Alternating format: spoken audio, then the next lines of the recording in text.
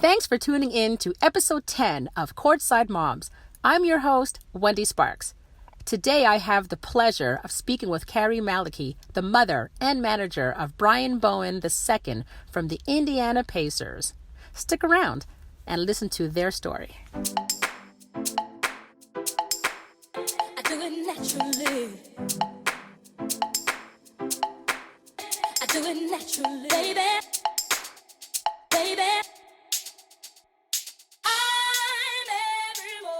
Thank you, Carrie, for coming on Courtside Moms. Thank It you. is so important to me when I invite moms to come and share their stories about themselves and their sons. Yeah, I appreciate you having me come. It's been a journey for sure.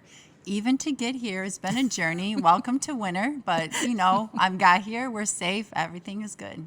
Thank you for coming to beautiful Nova Scotia. Oh, it is actually really beautiful, especially it's cold winter, but just something about the city is really warming and welcoming, and the people have been awesome.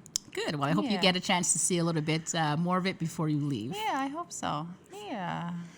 So, let's talk about Carrie. Okay. Where were you born? Who are you? What do you do? I am from originally Frankenmuth, Michigan. I went to school. I did cosmetology, a lot of modeling. And then after I had my son, I decided to work in schools to have his same schedule because I had him in so many different things. And now I'm basically his momager. So I work for him, making sure he gets everything that he needs. Yeah. That's amazing, actually. I love that term, momager. Momager, It's yes. so important for us, and it has such a double meaning Oh, it is. because It it's really mom does. first and then managing Yes. their day-to-day life, Yes. starting from birth. Oh, yes. It's Yes. not just starting once our kids have a career or do activities or No. anything. Yes, exactly. How is that balance going for you, though, from then up until now? It's been going good. It's been challenging at times, especially with his schedule now. You're here, you're there. I'm trying to work my schedule away from around his, but it's actually, we're making it work. You do what you have to do as a mom, and you just take it day by day. You can't plan too much ahead of time because you never know what's going to happen in between. But yeah, it's worked out. Yeah, I'm enjoying it. As moms, we have to sometimes put our personal lives aside to take over what our sons are doing. Yes. Is that what the case was for you? Exactly. My number one goal is to make sure he's good, he's settled. Call me at nighttime. I'm good. I'm going to sleep. Good night. That's a rule that I have. You have to at least text me, call me, make sure you're good. You're at your hotel. You're at your house, wherever you are. As personally as a mother, and I know you're good, I can sleep totally fine. So I need that little peace, just to zen sometimes when life can get so busy and you get course. caught up. Let's talk about Brian now. So when did basketball become important to him? He's always been around it since he's been to since he was born. He grew up in a basketball family. Me personally, my family was football. So I really had to learn to love the game of basketball because I extremely love football. That's my sport. That's what my brother played. So I had to get used to basketball. But he started at 2 at the little YMCA, little Rex. Then he was trying to figure out what he really liked to do. He's like, I want to be a volunteer firefighter. When I grew up, I'm like, honey, you have to have something like, you have to get paid for it. You can be a volunteer firefighter, which is awesome, but you need something that you can follow. Okay, well, I think I want to be a basketball player because his cousin was in the NBA, so he was always around it, to games and everything. So, but you don't there's parents and teachers that, oh no, just you need to find some reality. Yeah. They shut these kids' dreams down. Like, no, what do you really want to be? Do you want a doctor, lawyer? You want to be a manager? What else do you want to be? But him, I'm like, is that what you want to be? I'm for you 100%. Okay, I'm there.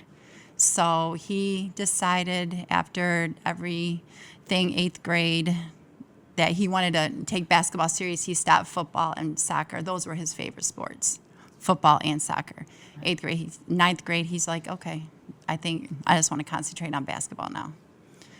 So Good for him. Yeah. I mean, when you have some parents just don't understand the reality of basketball. Oh no.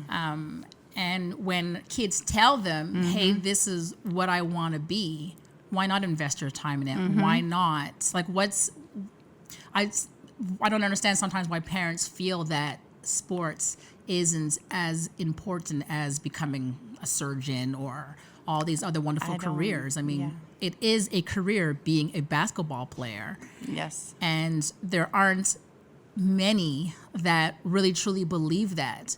We understand that there's the chance to getting to being a professional basketball player or any sport is slim, but it's not impossible. Oh, it's not impossible. And he saw that firsthand. Yeah. So he knew that if I work hard, I concentrate on it, this little ball right here that I grew up with can take me hundreds and thousands of miles and to get to my dream where I want to go. Absolutely. It's like studying to be a lawyer. You still have to go to school Yep. or any profession and pass and, you know what I mean, and have great grades to become this actual profession. So there's no different. So when you realized that, hey, you know what, my son is really good at this, did you have to seek out resources to move this forward? He really found out when his breakout moment was the CP3 camp. Okay. With Chris Paul, I think it was, and then the Dunk Dog All-American game. He really knew, like, hey, I'm on the map now. I can really, this is where my dreams can become reality. So, but, you meet people along the way of your journey, every single place that you go. And so you just kind of get the feel, because this is all brand new. So you trying to think, okay, let me feel how this parent was or how this parent was, whether they're 1, 2, their sons are 4 years ahead, because you're new. You don't know too much what's going on. Right. So then he started playing in high school. And I guess that's a different level than when you're playing community ball or... It is. Yes. And what was that like for him? He actually enjoyed high school. He loved the serious crowds, the cheering, the yelling. I think it's just when he's on the court, he's so quiet off the court. Like, you wouldn't think that he was not likable, but he's just like one of those kids that just quiet, don't really say too much. But when he's on the court, he's a whole nother person. So he just found out he was just really, this is where I'm at, He sounds like my son. Cam is very humble, very quiet. Yeah. Off the court. On the court, he just brings a whole different personality, and you just can't match the two. Yes. Growing up in Montreal, people were saying, wait, Cam is a basketball player? Like, they would think that he would be just because of his height. But that's pretty much it. It just became an automatic. Like, nobody thinks, he's going to be the professional bowler. They just automatically assume he's going to be. I'm a horse jockey. Yeah. Yeah. But at one point, you're like, wait a minute. You know what I mean? There's actually talent behind that. There is. It's not just community talent. You know what I mean? People recognize, like, hold on a second. This person can actually move forward and go far. Oh, yeah. Yeah. And he went through his path as well. Was interesting, you know what I mean, at best. Yeah. And it is what it is, right? That's just part of the life of basketball. But it keeps them humble. That's right. It keeps them grounded. Yeah. It keeps them appreciate everything, every chance they get to play, It just makes them, like, they have to grow up so fast. Yeah. Especially when you go through diversity. Well, and the focus is different. Very different. You know what I mean? At one level, you're like, well, I don't know how to deal with this adversity, because their mentality is, I just want to play. But they don't realize it comes with a lot of politics, right? It comes with a lot of factors. Politics, and that's it. yes. And that's just almost anything we do in life. So Yeah, that's, most definitely. And this is where we come in as moms or families and say, look, we got you. But you have to realize that nothing is really automatic. You know, you have to fight to be where you want to be.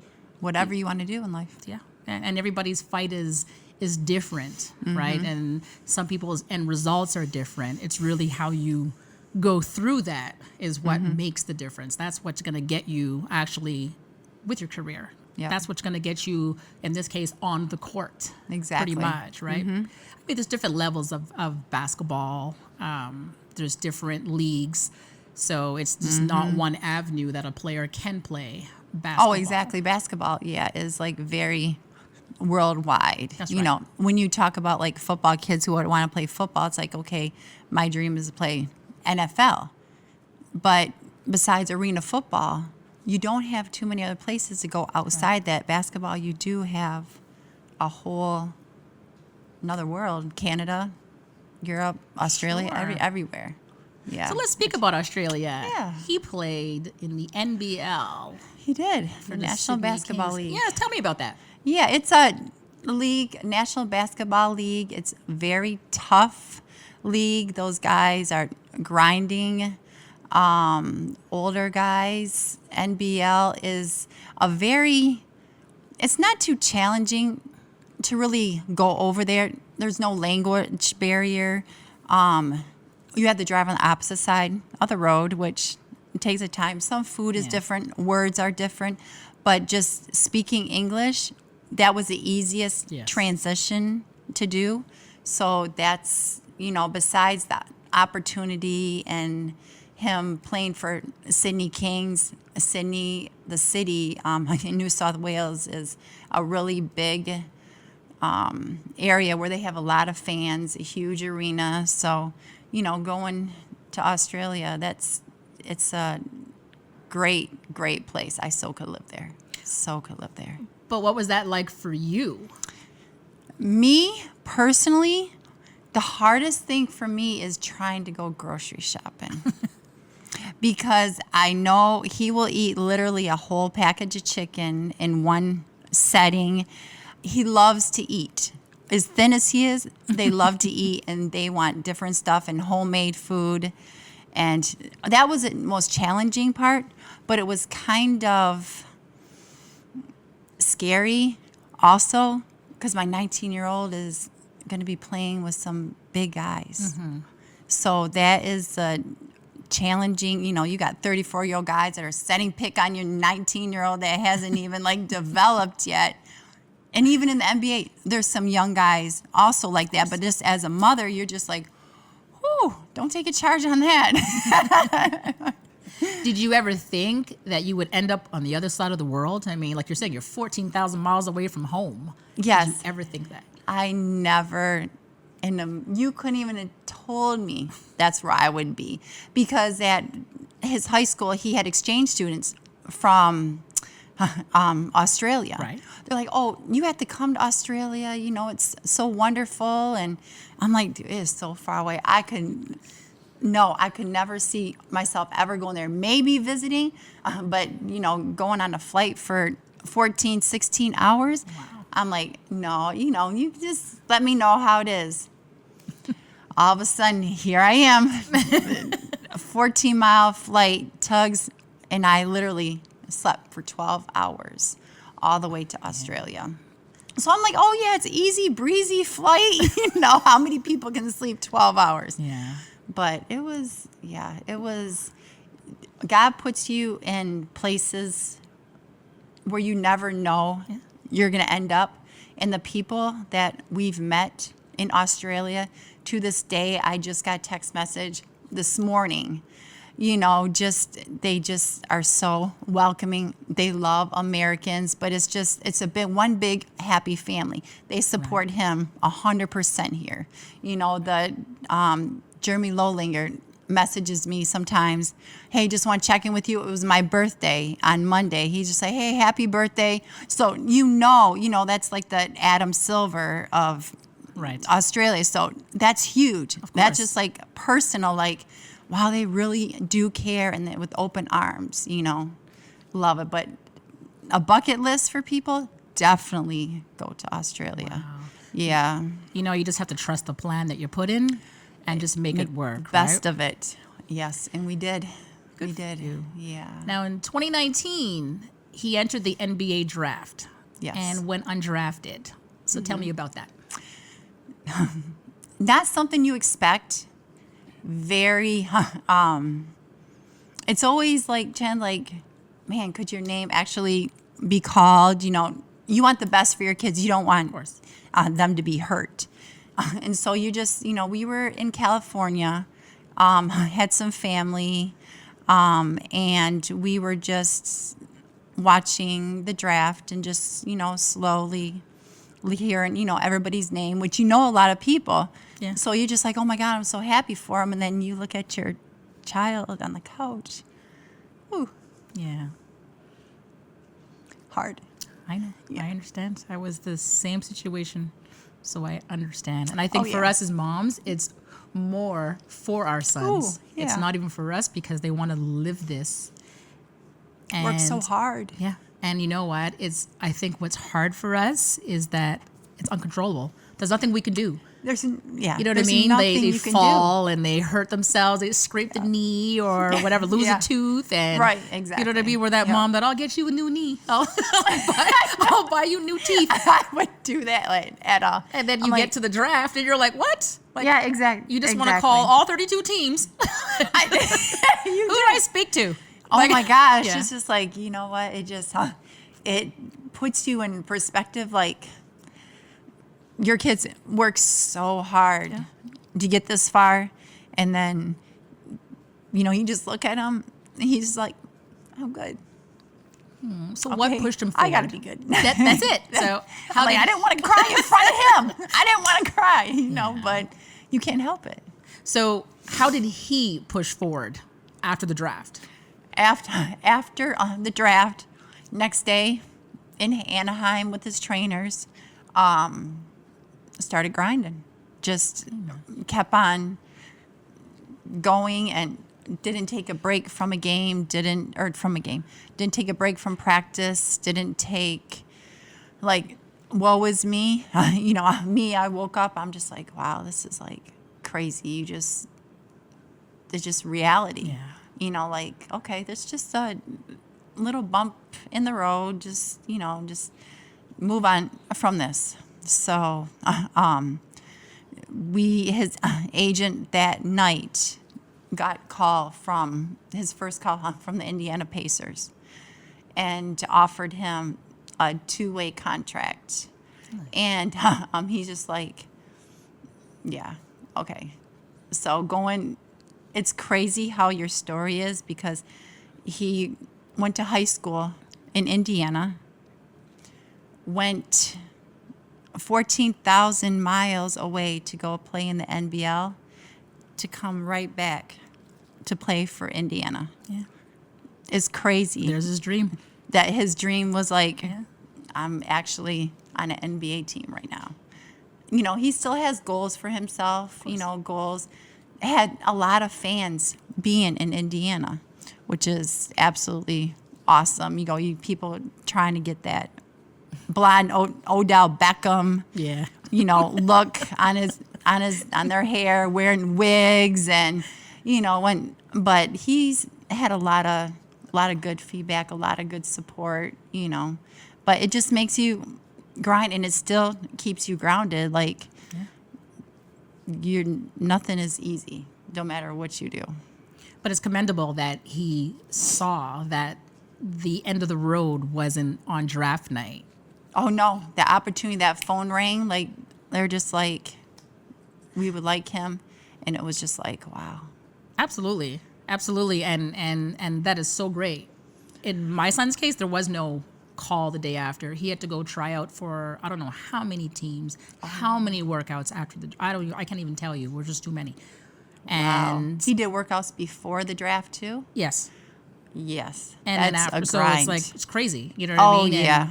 And he played a summer league for 2 different teams and never got the call. And it's so tough. It's so tough as a mother. You just want to, because I'm looking like, I don't understand how nobody recognizes this hard work. Like, how do people not see or know? I mean, we see it because we're there. It's personal, right? But exactly. nobody really sees the grind. Nobody sees, you know what I mean? Like these kids, their bodies are so tired because they're just running all day long. You know, you go from, in his case, in my son's case, we went from state to state to state. You know what I mean? Like, and you're on a plane and you're running.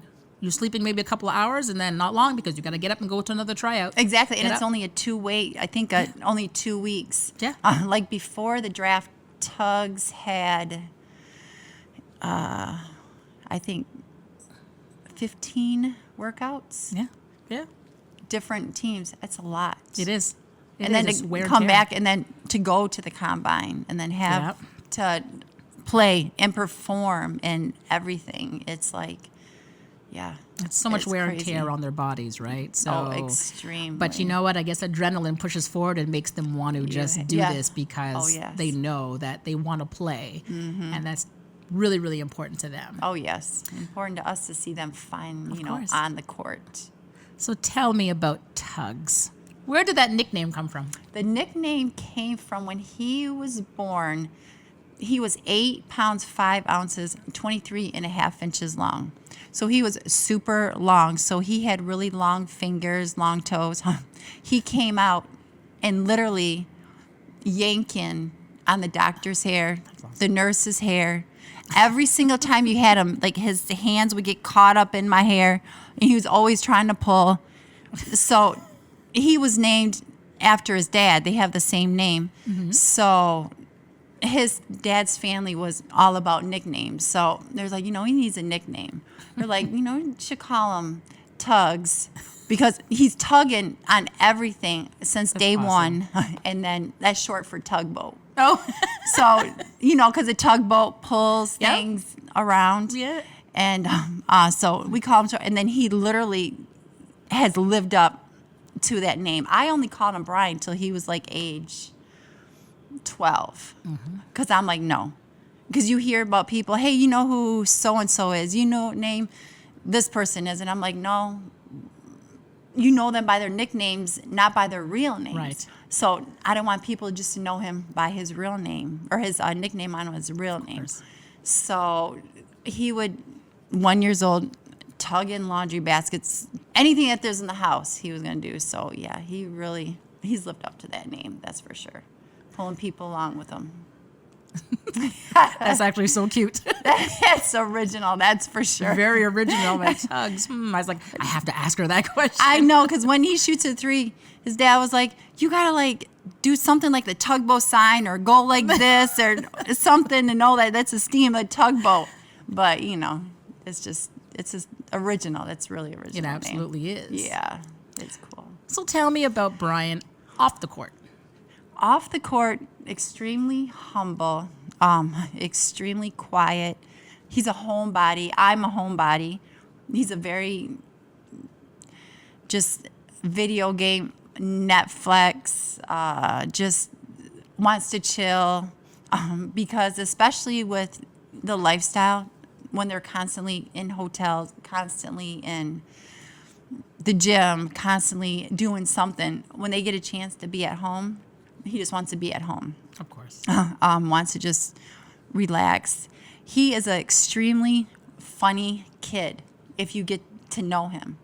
And it's crazy because when I first met Georgia, Naz's mom, they are roommates, Naz and Tugs, in Fort Wayne.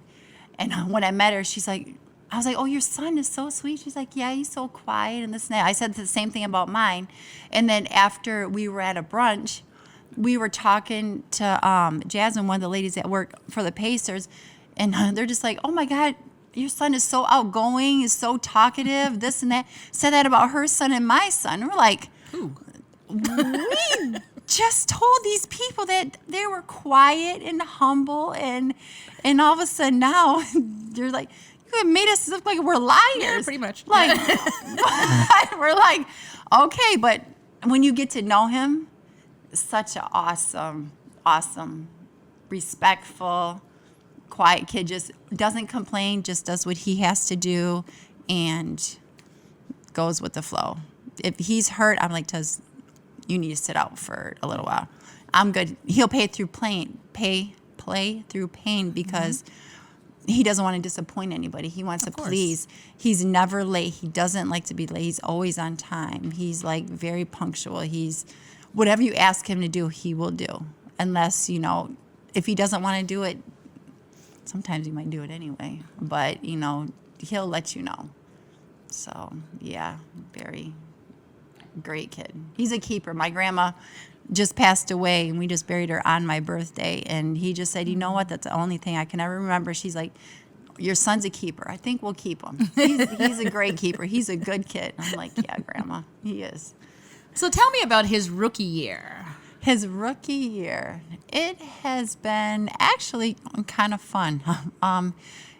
He's getting along really well with the guys. It's a very fun, family-oriented place. They have a great office.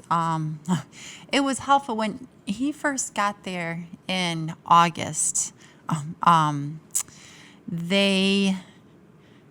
It's like a training camp. Right. So they had to go through a training. So you're with all the players. So you kind of get that little mesh. You kind of see who you're clicking with. If you're not clicking with somebody, he was very disciplined, very focused. He really is enjoying it. He's taken every moment. Going back and forth from the Pacers to the Mad Ants, which is the G League, the Fort Wayne, in Fort Wayne. That is probably the challenging part the most challenging because it's like 2 hours away. So if you get called up, you got to hurry up. Somebody gets hurt on the Pacers, you got to hurry up and drive 2 hours here, go back. You got to go back to the other team. So it's kind of like you got to balance it all. But overall, he's said he's enjoying it, loving it. Rookie duties include when he's with the Pacers, every single time he has to pick up donuts, long donuts. You got to have donuts one time. There's another rookie on his team, Goga. Him and Tugs picked up the donuts, and the order was wrong. So the players were riding them like, you got the order wrong, and they could not live that down, because that's just something that they have to do every single time. And yeah, they were, he's like, I can't believe the order was wrong, but because he's such a perfectionist. Yeah. So, but overall, he's got a lot of reps. For a while, he was averaging a double-double, which he's just trying to get his feel back on the court. Just trying to get in where you fit in. It's just one of those things where it's so easy to be an athlete sometimes. It's instead of a regular person at a job, because you have to mesh. You have no choice but to have a bonding experience. But yeah, it's been good. Yeah, he's enjoyed it. Well, he's come a long way. You know what I mean? To be where he's at now, which is good for him. Like you're saying, as a rookie, he's going to pay his dues, right? Yeah, you always have to pay your dues, yeah.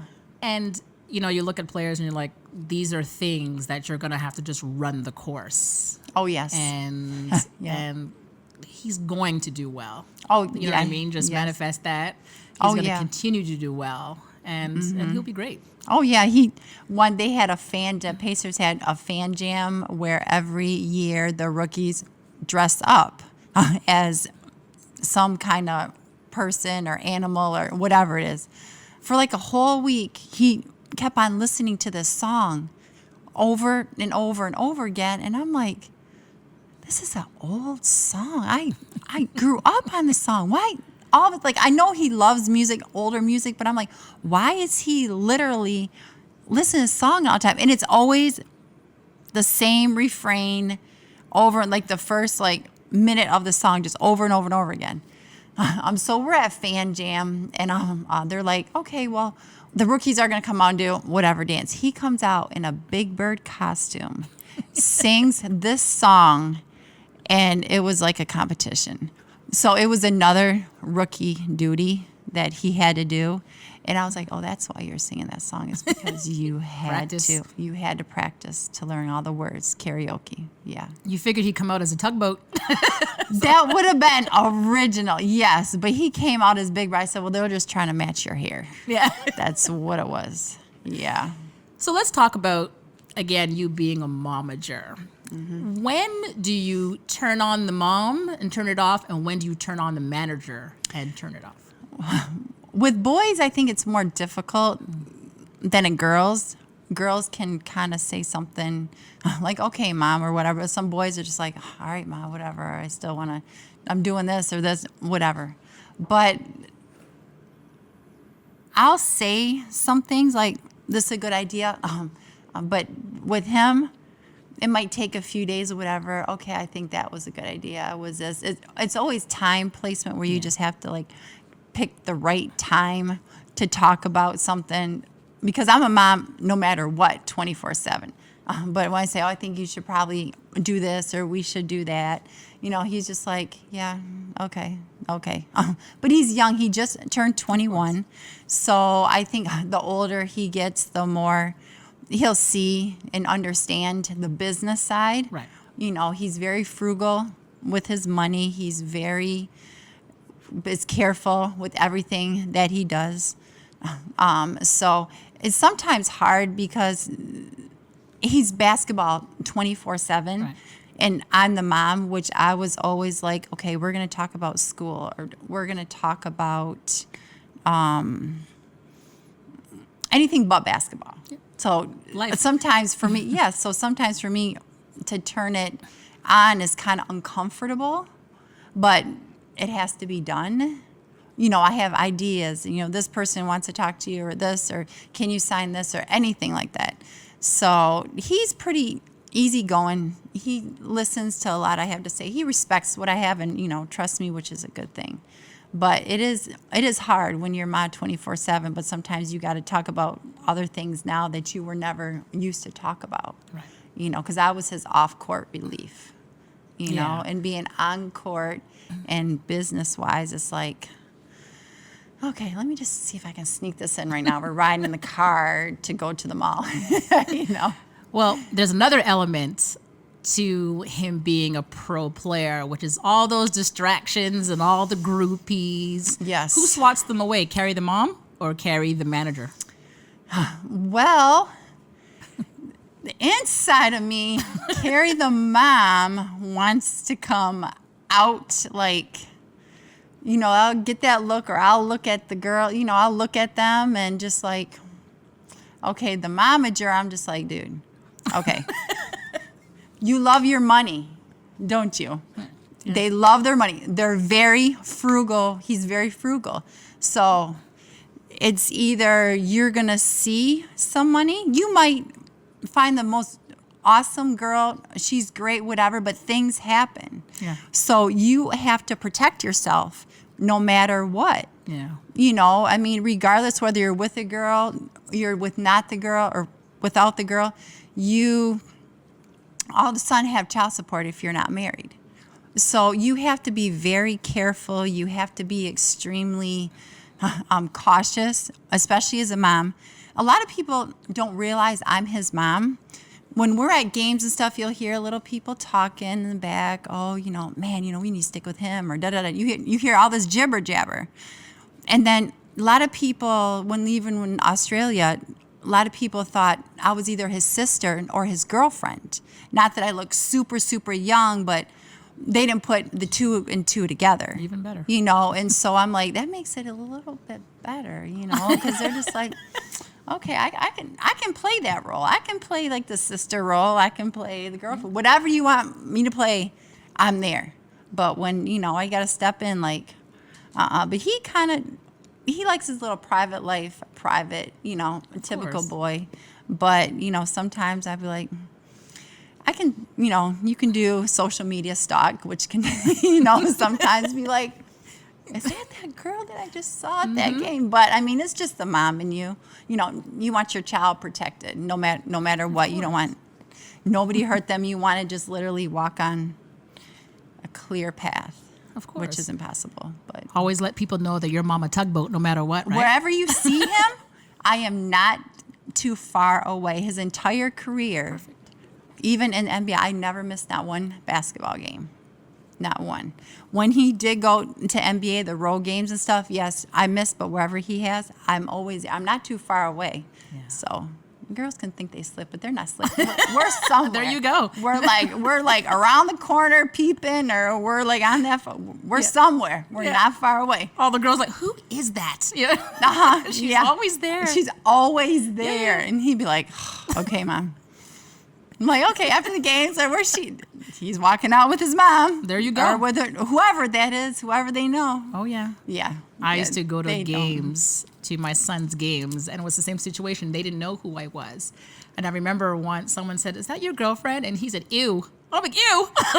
First of all. Tugs is the same thing with you. We were at the mall, just like, man, you got a hot girl. We were up the escalator. And dude, Tugs like, dude, that's my mom.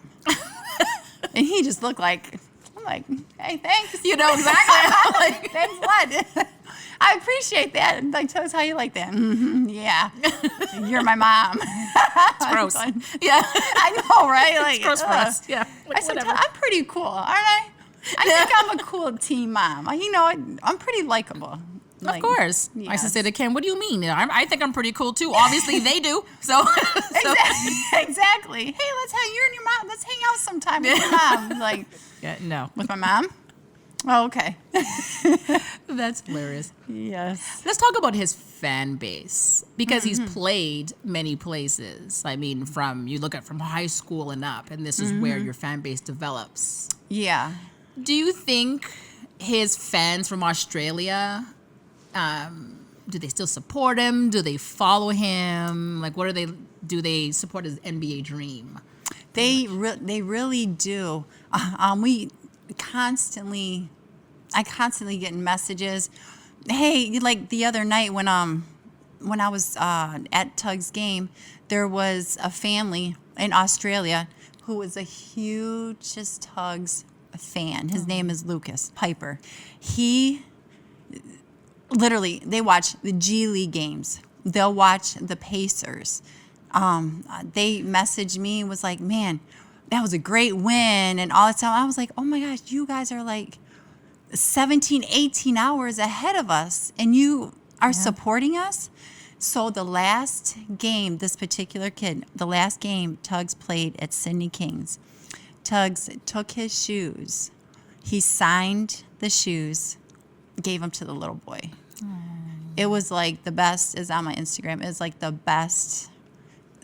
This is why they play. This is why, you build fans. Like, remember when you were younger, you wanted Michael Vick's autograph. When you're in the airport, you wanted, LeBron's autograph. You just wanted pictures. It's like, this is who you are. It's more than basketball.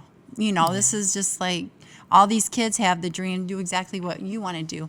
But the fans out there, they constantly message me. They're constantly messaging him. His followers are like, hey, mate, great game, followed you, and letters, and just, he put a mark. Sydney was extremely sad for them to leave, really? For him to leave. But he just felt like it was time to go. But the support, he goes back there and decides to play along, after his career. I think he would have the support. It just brings you chills. Like a whole entire country is behind you, 100%. Yeah, that's so surreal. Oh, it is. Just like Canada. Canada's behind. Of course, him. Yeah. Yep. And then you got the United States now. It's just. Oh, and he's played in Greece. He's played in Turkey. Oh, yeah. All the other I countries. It's funny because on my Instagram, I still get people asking about him. And Oh, yeah. You know what I mean? And it's so wonderful. It is. It's just like, wow, your kid is really loved around the entire world. Absolutely. And I look at Kem, you know, when I see him with his fans, and he's signing, like you're saying, the autographs and signing the shoes. He played a game when he came back to Montreal, and he gave his shoes to one of the kids. This is so great. And I was like, wow, this is what you used to do. Like you're saying, you know what I mean? You're looking up to, they're looking up to their, you know, Michael Jordan at the time, you know what I mean? And they're like, wow. And now you're doing the same thing. You're signing shoes. You're making a kid's dream. Yeah. You know what I mean? And it's like, wow, do you realize that now the roles have, you know what I mean? Yes. It's not reversed, but you're doing the same thing. Right. And that's one rule Tugs does have. And he said he will not turn down a kid. He's like, no, I got to go to the airport. No, I got to, you know, make my flight. No, you don't turn a kid down because you know exactly how that felt. When we were leaving a Magic game, the last time I was there, we're pulling out the garage. And of course, there's fans there. Mm-hmm. And it's funny because when you put down your window, if you decide to put down your window, you know what I mean? And Kem did. And you see the kids looking, and you know what I mean?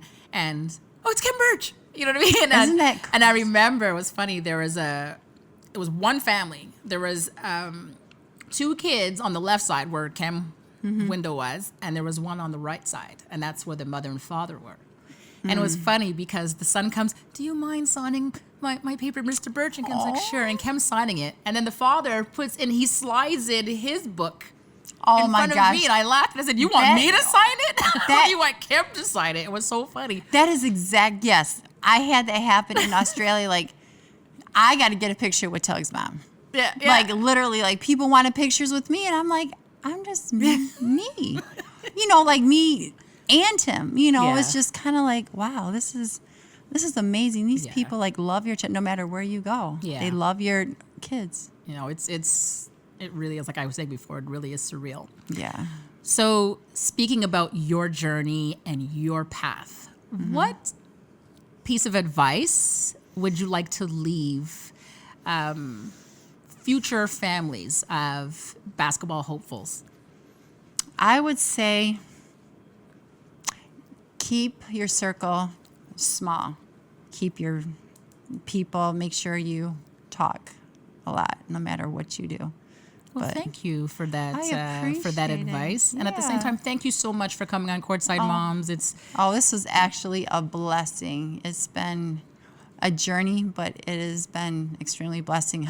And I thank Naz's mom, Georgia, for introducing me to you guys because she is absolutely awesome. I mean, I would have never thought I would be in this far up in Nova Scotia, but this is actually, it's beautiful. Well, you're going to have to come back and hang out with the Courtside Moms team, the Title League team. You got to come back. Oh my gosh. You're family to us now, right? I am family 100%. I will drive 7-8 hours from Maine just to get here.